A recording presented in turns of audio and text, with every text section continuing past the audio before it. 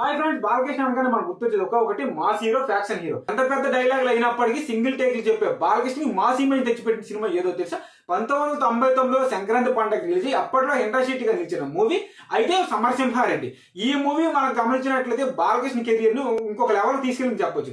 అయితే ఎంత మంచి మూవీని అయితే ఒక హీరో వదులుకున్న తర్వాతే బాలకృష్ణ దగ్గరికి వచ్చిందని మీకు తెలుసా? అయితే వదులుకున్న హీరో ఎవరో కాదు, విక్టరీ వెంకటేష్. అయితే ఫస్ట్ టైం ఈ స్టోరీ విక్టరీ వెంకటేష్ దగ్గరికి వెళ్ళినప్పుడు ఇది ఒక ఫ్యాక్షన్ స్టోరీ కావడంతో అప్పటికే వెంకటేష్ పైన ఒక ఫ్యామిలీ హీరోకి ఒక మార్పు ఉండడంతో ఈ సినిమా తేడాకూడదేమో అని ఒక ఆలోచనతో ఈ మూవీ వదులుకోవడం జరిగింది. దాని తర్వాత ఈ మూవీ నందమూరి బాలకృష్ణ దగ్గరికి వెళ్ళడం జరిగింది. ఈ స్టోరీ విన్న తర్వాత దానికి చాలా బాగా నచ్చడంతో ఈ మూవీ చేయడం జరిగింది. అయితే ఈ మూవీ 1999 సంక్రాంతి పండుగ రిలీజ్ అప్పట్లో ఇండస్ట్రీకి నిలవడం జరిగింది. అయితే ఈ మూవీపై మీ అభిప్రాయం కామెంట్ సెక్షన్ కూడా తెలియజేయండి.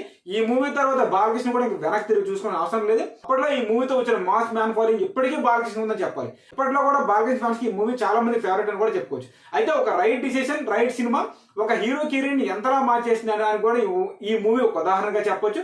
అయితే ఈ మూవీ బాలకృష్ణ కాకుండా విక్టరీ వెంకటేష్ చేసి ఉంటే ఎలా ఉండేదో అనే దానిపై అభిప్రాయం తప్పకుండా కామెంట్ సెక్షన్ తెలియజేయండి. వీడియోస్ లైక్ చేసి ఛానల్ సబ్స్క్రైబ్ చేసుకోండి.